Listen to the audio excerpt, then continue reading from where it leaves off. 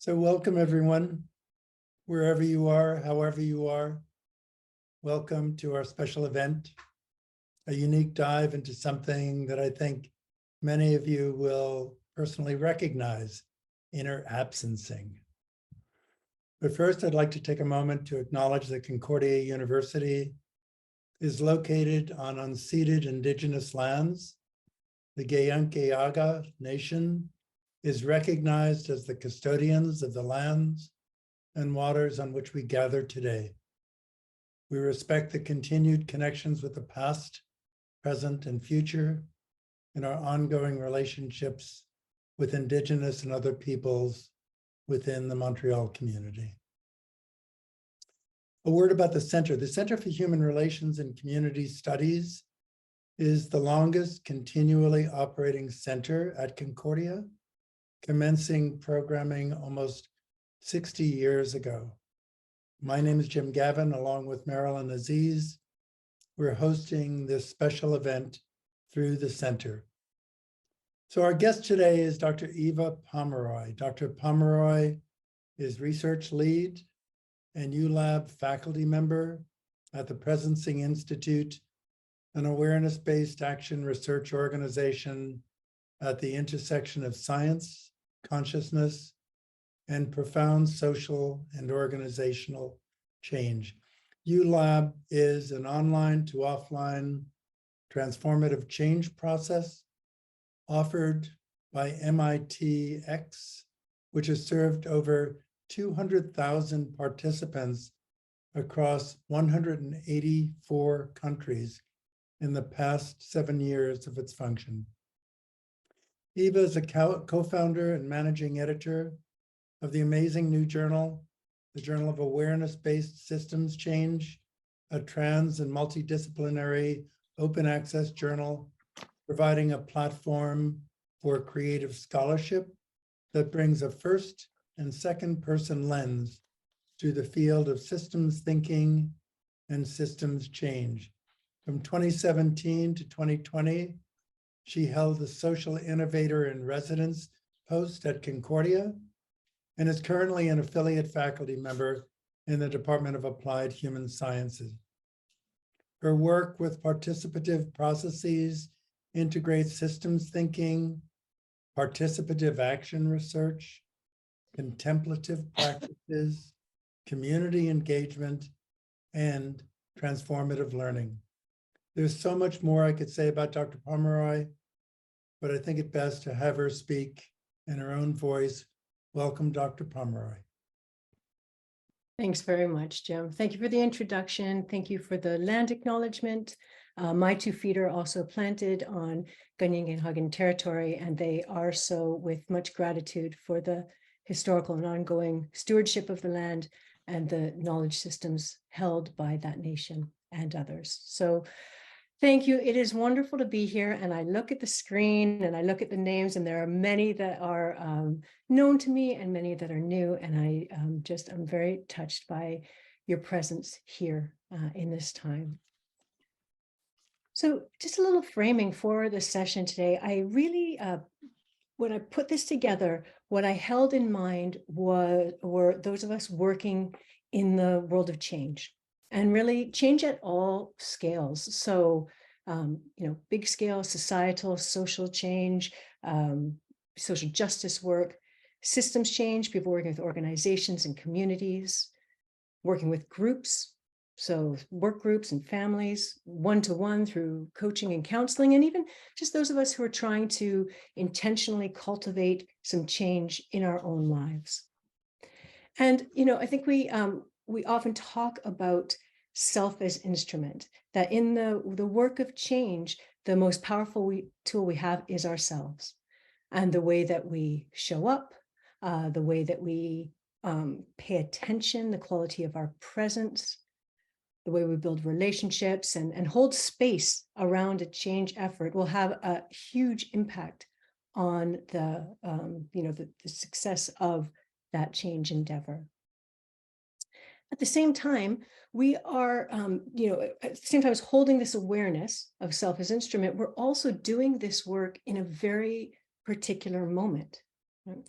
where we have stepped out of the sort of crisis point of the pandemic and are transitioning to something else. And I think what happens in this moment are two things. One, we haven't really fully processed that experience, right? Certainly not collectively, and probably not fully individually either. And at the same time, we are sort of aware of the fact that we are stepping into something new, whatever post-pandemic means, and it's really unclear what that will be. And I think that's a situation with quite a bit of uncertainty around it. So as I hold these two things, so the awareness of just how fundamentally we are the tools of change work, and the fact that we are sitting in a very particular moment, the question that sits with me is, how are we? How are we? And that's the question that I really want to explore through our time together. Diving in, I'll share a little bit of my own sense making and hopefully give you some space and structure to do some of your own.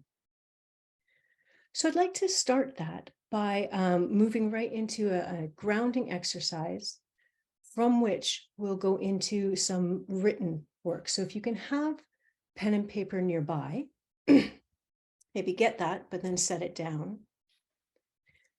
And what I invite you to do is to kind of get comfortable. And if you're comfortable doing so, to close your eyes. But otherwise, just to take a soft gaze. You can do that so that you remain aware of your surroundings, but aren't particularly focused externally, so that you can focus inwards. And having found your position with either your eyes closed or a soft gaze, I invite you to take a breath.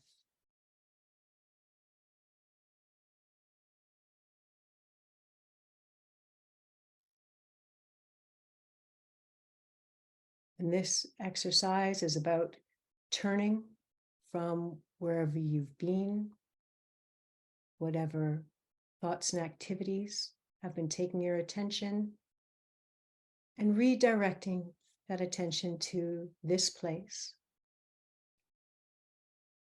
to this moment, and to yourself.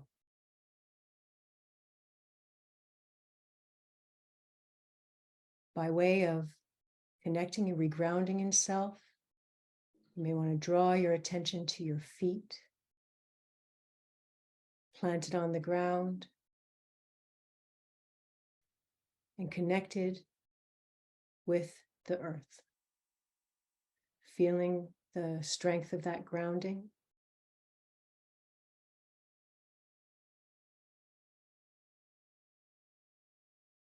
And from that grounding on earth, you can bring your attention to your seat, maybe adjust the way that you're sitting so that you can feel how your frame supports your body, so that it holds you in this place.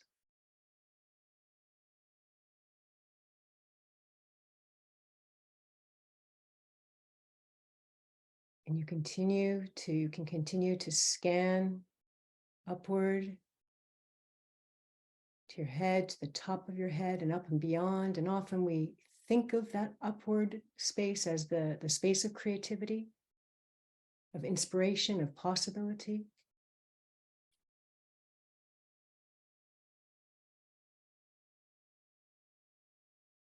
And from there, draw your attention down to the heart space.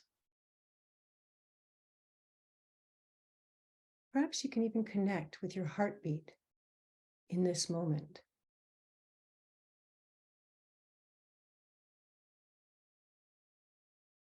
You can feel the quality of that heart space, the rhythm of that heartbeat.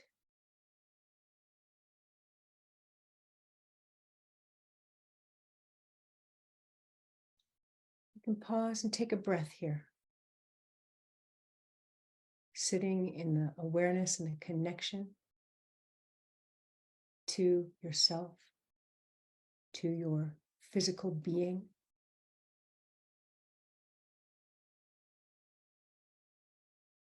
And then, without lifting your gaze or opening your eyes, you can extend that awareness beyond, perhaps toward the four walls of the space where you find yourself, beyond those walls, into a neighborhood, community.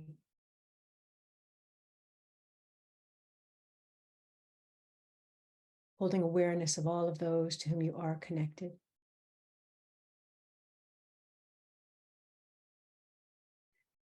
And then bringing that awareness inward here, to this space. And while it's mediated by Zoom, there is a space that we share here.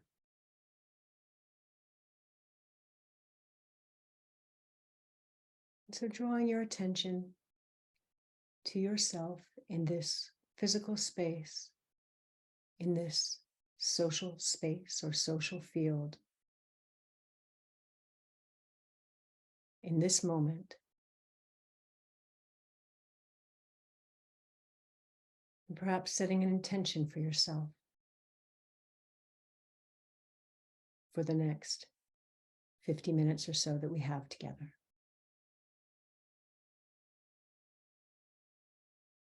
So with one more breath in,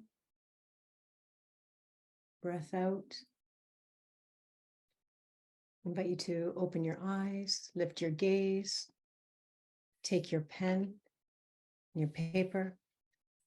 We're going to move into a journaling exercise where I will read a question. You don't need to repeat the question. We can provide those for you afterwards. You might want to just number the question, hear it, and then put your pen to paper and allow yourself to write. There'll be about 45 seconds to a minute each, so we will move through these. So the first question, what in your life and work most has your attention now? What most has your attention now?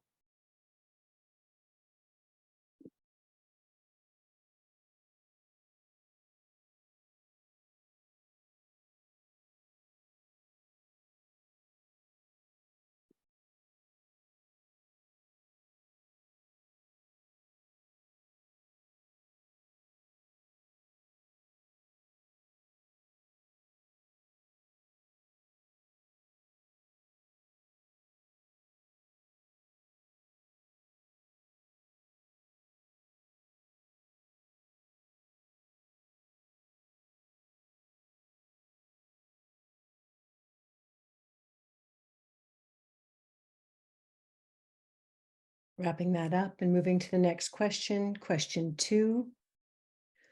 What is your current source of energy? Your current source or sources of energy?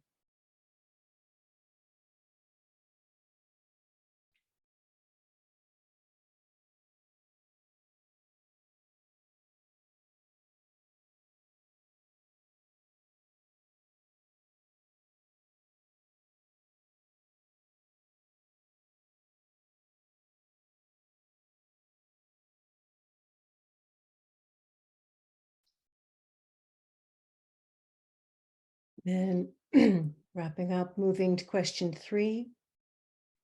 What currently is your greatest source of frustration? What is your greatest source of frustration?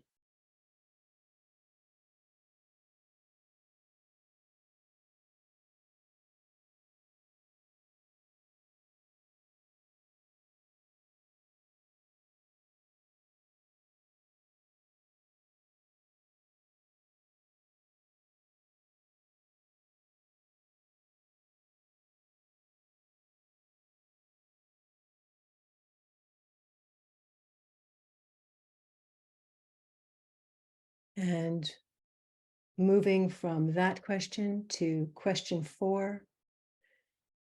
Again, in the context of your current life and work, what is ending? What is in the process of ending?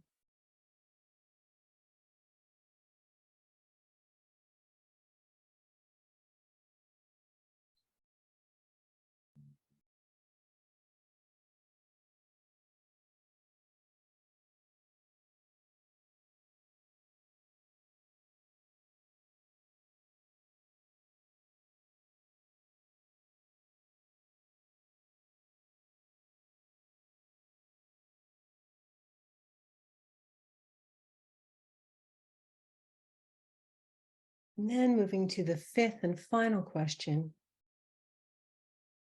What do you sense is wanting to be born? So again, in your current life and work, what do you sense is wanting to be born?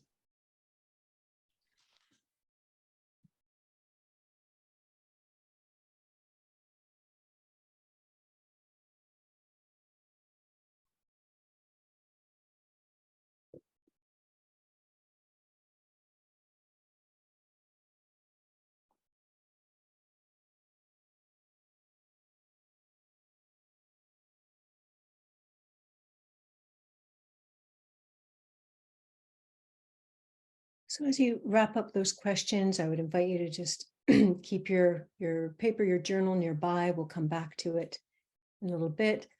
What I'd like to do now is share with you some of my own sense making around my experience, both within the pandemic and since. And the frame that I use to do this sense making is called Theory U. And it's a body of work developed by Otto Scharmer at the MIT Sloan School of Management. And it's the basis for all of our work at the Presencing Institute. So it's quite a significant, a big body of work. And today, I'm only going to be sharing a small piece of it. I will share some resources at the end of the session in the chat. You can see that Theory U is a framework and a process, and you can see moving along the U a little bit about the process. Where I'd really like to focus on today is this piece in the middle. And that's really about this idea of self as instrument. And the fundamental understanding in Theory U that to cultivate change outside, we need to simultaneously engage in an inner journey of change. And I find it helpful actually to share a little bit about where Theory U comes from. It emerges out of a piece of action research undertaken by Otto Scharmer and a colleague, where they interviewed 150 innovators and scientists and artists and entrepreneurs and spiritual leaders to really try and understand how transformative change happens. How does creativity happen? And one of the people that they interviewed was someone named Bill O'Brien, who is the CEO of Hanover Insurance. And one of the observations that Bill O'Brien had made from his years in organizational change was that the quality of an intervention depends on the interior condition of the intervener, which I find to be a really beautiful description of self as instrument. And so when we are working from the perspective of Theory U, which we also call awareness-based systems change, we're really working on cultivating these three capacities. So the open mind is about the capacity to access our not knowing, our curiosity. The open heart is accessing our capacity to open and be touched by others and by situations. And the open will is the capacity to act from a place of stillness, to create a space and attend to that space carefully, with holding and attention to allow what wants to surface and to help it come into being. And so these are the three capacities of Theory U. These are three capacities that I hold dear, aspire to develop in myself. And this is really the frame that supports my life and work. Now, in the pandemic, some of the things that happened for me and that I really, I think really surprised me was just how difficult it was. And yes, there were circumstances that were challenging, but I think what took me aback was how difficult that inner experience was. So much so that that for that lengthy, persistent period, there was what I experienced as a sort of heaviness that I couldn't get out from under, and I couldn't get any insight into it. And this was, challenging, mystifying. And as we started to come out from the pandemic period, as I started to be able to get a little bit of distance, I had great curiosity about that. And so I turned to the framework, my guiding framework, to see what can I understand from this experience. Now, one of the things, the important kind of premise of Theory U is that when we're faced with disruption, we have a choice. So I'm hoping you can see my cursor. We sit here at a choice point where we can turn toward, right, the disruption. We can open, move into it with curiosity and open-heartedness, and create a space where something new and innovative and fresh might emerge. But there's also a pull in the other direction, right? A pull to move away from, to protect, to kind of freeze, right? Close to possibility, which looks like kind of desensitizing to the experience of others, laying the kind of blame or the cause for a situation out to be outside of us, not to open to possibility, and at its worst to enact destructive outcomes. And one of the reasons why you see these two different kind of processes on the same slide is that it's not, these aren't two separate experiences. We move from one to the other. And I experience absencing as more of a tendency than a choice, right? In the face of vulnerability, in the face of uncertainty, a tendency to turn against or turn away from. And it requires a real reminder to move down into a more open space. So this is the framework that I wanted to work with to try and understand some of what I had experienced in my inner world.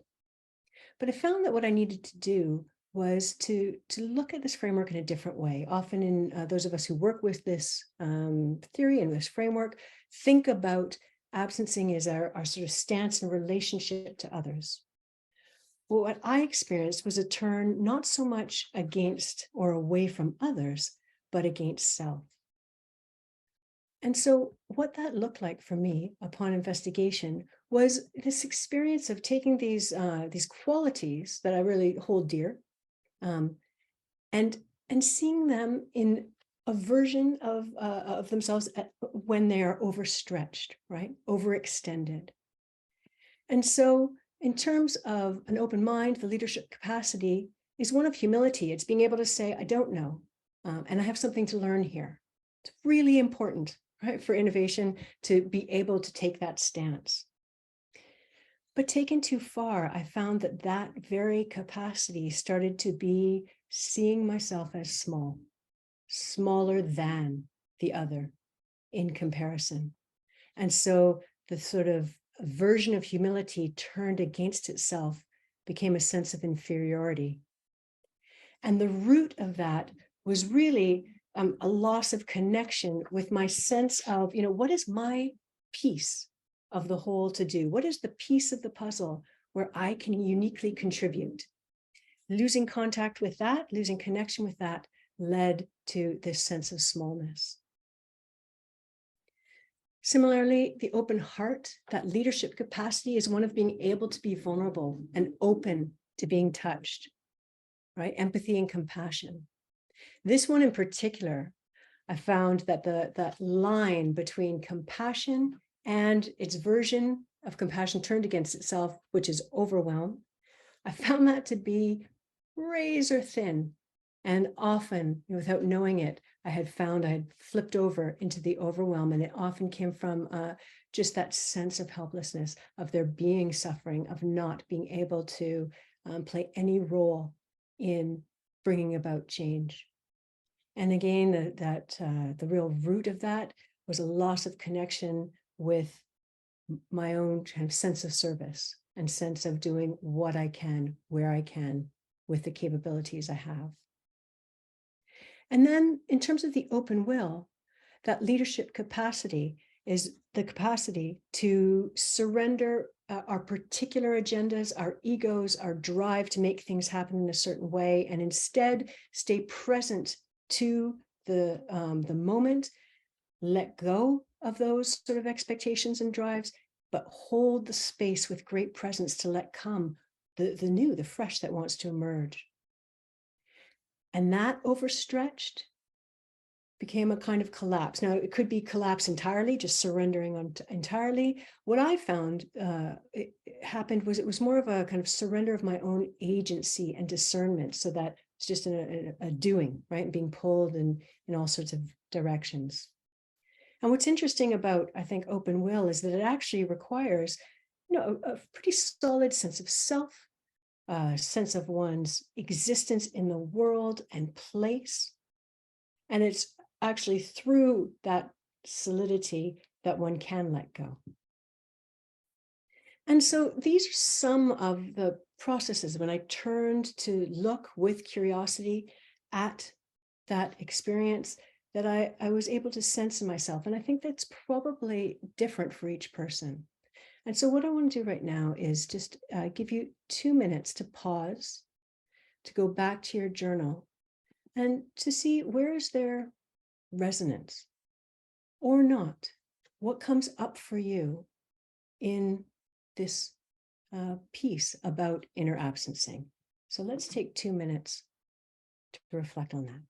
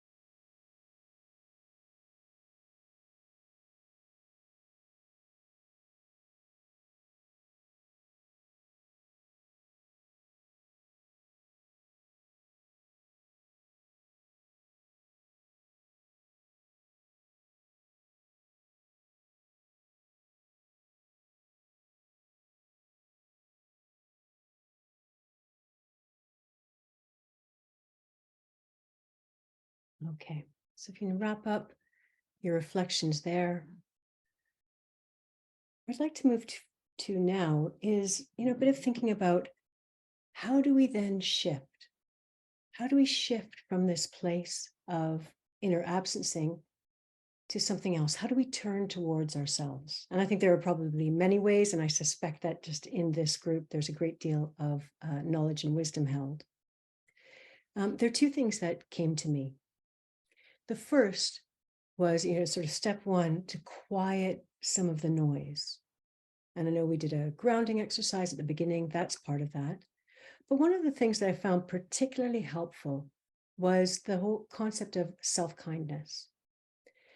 And I dove into some work of a group at the University of New Mexico who were really working to create a metric, actually, to measure self-kindness. And so they did a fairly extensive review of research and literature. And they define self-kindness as behavior towards ourselves when under threat, right? Which is a bit different. Self-compassion is a little more global, but this is like, how do we respond to ourselves when our sense of self is threatened? And they found that our sense of self is threatened in 3 different ways. So our very sense of self gets threatened in the face of criticism and rejection, particularly from people whose opinions are important to us. Our sense of self gets threatened when we feel we have failed or made a mistake. And our sense of self is threatened when we become aware of personal flaws or imperfections. And in terms of self-kindness, it has both an active form and a passive form. So the active form is being loving and kind towards oneself, and the passive form of self-kindness is about being patient and tolerant and accepting of ourselves. And the researchers put these together and created a little metric, a scale, to look at degrees of self-kindness. And so again, without writing these down, what I'd like to do is just, again, spend 2 minutes reading these and writing down, or actually just noting where you would rate yourself in response to these questions, from 0 being not at all, how much am I patient and tolerant with myself when I'm criticized or rejected, 0, not at all the way to 5, a great deal. And so once again, let's take 2 minutes, maybe 3, to move through these and just note down, maybe just write a few keywords so that you can come back and recognize it and write down your ratings.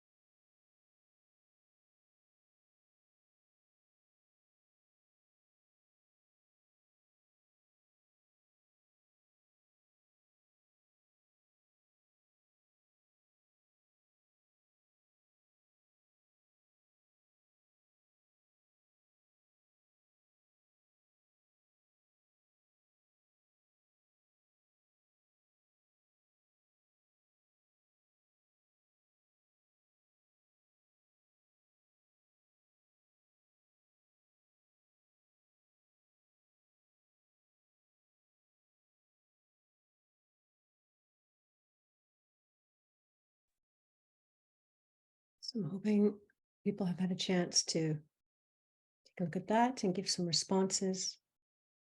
I'm going to stop screen share. That's okay. So that's one piece. But I think it's really essential when we're doing this to acknowledge that the piece, the kind of self-intervention, if you like, is only one piece of the bigger picture. Because we're inherently social beings. And we exist in webs of social connection, which we call social fields. And social fields can be generative and enlivening, and they can be degenerative. And so finding ourselves in generative social fields is, for me, the other piece of the puzzle. And I know that my own sort of shift and turn back towards self came from being in a circle of very beloved friends and colleagues who held me through a process called a case clinic, which I can share with you from the Presencing Institute, where I shared sort of my current situation, and they held that with great attention and presence and deep listening and love. And at the checkout of that circle, one of my colleagues, as her checkout, said, "I see you." And that was repeated by each person in the circle. And I find it impossible to kind of overestimate the power of being seen. And if that is, in fact, the gift that we can give to one another, that helps both to hold us in that place of presence, but also to make that turn back towards self. And what I would like to do is a short exercise, a short breakout in a pair where you take turns sharing sort of what has been resonant for you, what has felt significant so far, and where the other person has the opportunity to practice these capacities of being present to another with an open mind, a curiosity, with compassion, and with that open will, holding that space that something new might come up, some insight. We don't need each other. We actually really don't need advice or people to fix things for us, but we do need a holding space where we can be seen and we can be heard. And so we're going to move into breakout rooms. It will be 10 minutes total, so it's 9 minutes, and then you'll get a warning to come back. I would ask that you time this so that each person has a chance just to share. Here's what's resonating with me. Here's what's coming up for me in this session, and the other to hold that space with great presence and attention and listen deeply. So we're going to move into those breakout rooms, come back and have a bit of a harvest, hear what surfaced for you. So enjoy the breakouts, and we will see you when we return.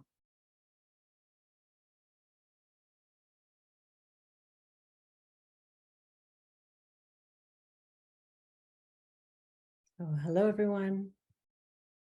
I think we're just about here. Getting there, yeah. Yeah, getting there, okay.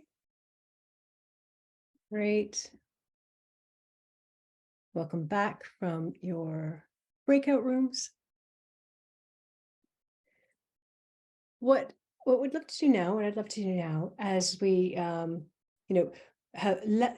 stepping off for going into the breakout rooms, was talking about the social field and how we live our existences in webs of relationships in social fields. And so we've moved from kind of a more inner focus into a more interpersonal focus. And what I'd like to do now is just to hear a little bit from you about either, what's there, what's resonant from what you have experienced so far, maybe what came out of your small group conversation, again, speaking for the self, sharing your own experience. And that can be done either by sharing some reflections in the chat or by using the raise hand function. You've got the bar at the bottom of the Zoom, and there's a bar called reactions. You can click raise hand as an option. And actually, you can probably also just unmute and speak, but it'd be really good just to hear a little bit about what's there, what's resonant, what questions has this surfaced, and what are your experiences around the topic of inner absencing?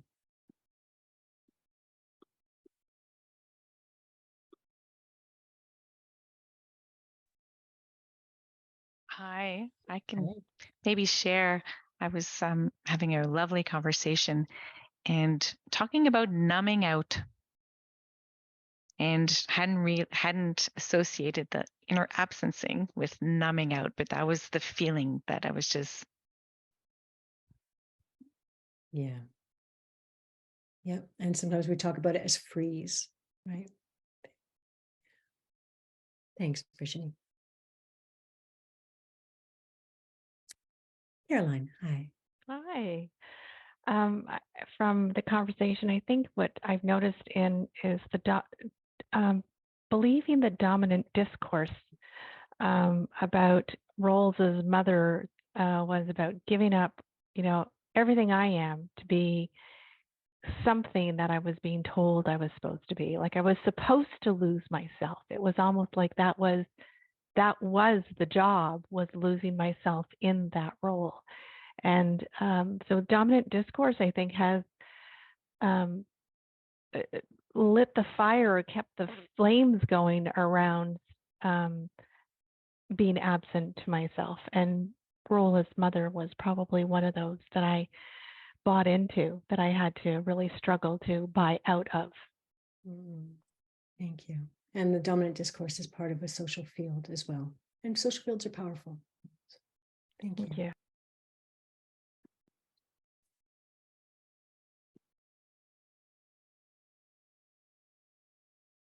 I see some resonance in the chat. Feel the feelings of smallness, of disconnection, capacity to serve, being in survival mode, and not being as kind and loving to ourselves. And it was surprising how many questions had roots in tipping over into inferiority overwhelm and collapse. Thank you. That's a really interesting reflection. And Marianne. Hi. Hi. Well, firstly, what attracted me to come to this talk was I was curious about the distinction between putting boundaries and ghosting. And I was noticing through a lot of online work with other coaches that boundaries were this acceptable thing. You know, you just put boundaries up. So, but ghosting really, so my curiosity is now awake here. And I noticed that, you know, myself, I'm more active in my form of self-kindness, like loving kindness. But the passive one, patience and tolerance, I don't find that I feel very patient and tolerant, especially when criticized. And so I completely disappear. So, and anyway, so that's what I wanted to share. And also I was coaching someone today who was talking about becoming more patient around her father. And I was trying to bring her to love and awareness because that's who I am. And I realized just the power of the patience and tolerance. So there's more for me to study, but this is really, really powerful. Thank you. Thank you. And thank you for sharing that.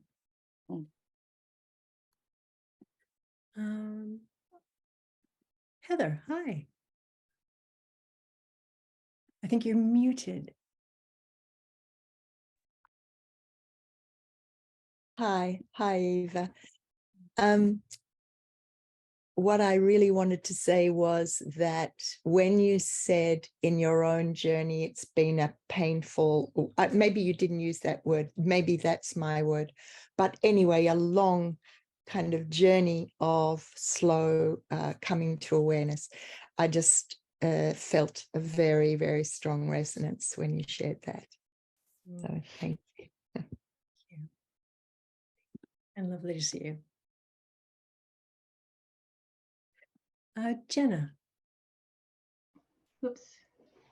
I think one thing that came up in our collective like little group chat, but I think also for myself is how the distinction between like patience and tolerance versus love and kindness is not, it's not always like super clear to me.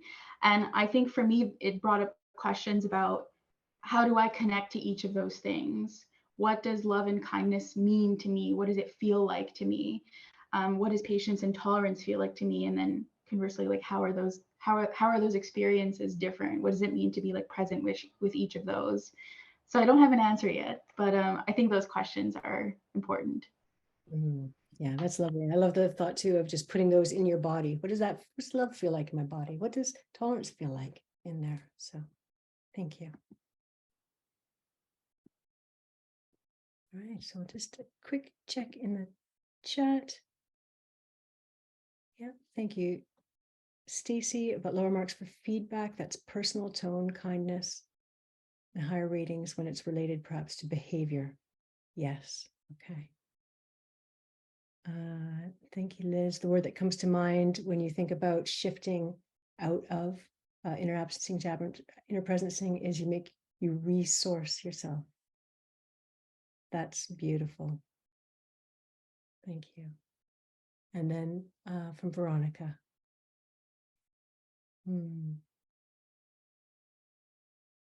Yeah. Oh, thank you for sharing, Veronica. It's very beautiful sharings, and I'm aware that we are coming up towards the end of our time together, and really the space that I wanted to create today. We started off with talking about self as instrument, and I think sometimes there's an underestimation of just the care that instrument needs and deserves. And so I hope my intention for this space was to create a time and place and a bit of a social field that would support insight and nourishment. And that I have a full belief that that care ripples out and we create circles of care and systems are nothing more than collections of interconnected circles. And so that is the intention. I'm so grateful that so many of you chose to take your time to spend here this evening. I know part of our context is a hyper busyness. And so I just want to, before handing back to Jim for a few announcements, to express my gratitude and my appreciation. I will, as Jim's talking, put some resources into the chat, and I think there'll be a follow-up email as well. So I want to thank you all. And Jim, I will pass back to you. Thank you, Eva. I'm going to turn it over to Marilyn. Marilyn, sorry, Marilyn. It's okay. Hi, everyone. So I'm Marilyn with the Center for Human Relations and Community Studies. And I just want to thank you all so much for joining us today. On behalf of the center, I'd like to thank Dr. Pomeroy. We're extremely grateful to have had this opportunity to share her insights and unique angle on this subject with us. We do have a few programs coming up with the center. Sorry. No, I'll share those. So first one we is the Human Interaction Laboratory. Both of them are in July. These are personal professional development programs. One's a foundational workshop designed to propel self-awareness, interpersonal competence, and social intelligence in service of your personal and professional effectiveness.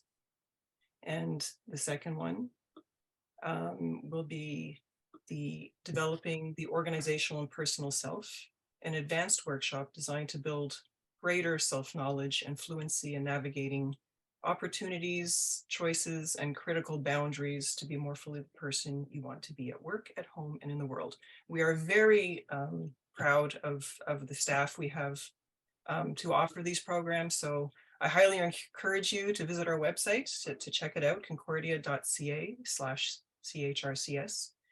As Eva said, I will be sending a follow-up email. A recording will be made available, and a little short survey. We'd love to hear your opinions about what we've presented and any comments you have with regards to the center. So once again, thank you so much for your time and for joining us tonight. And we do look forward to seeing you again. Thank you so much.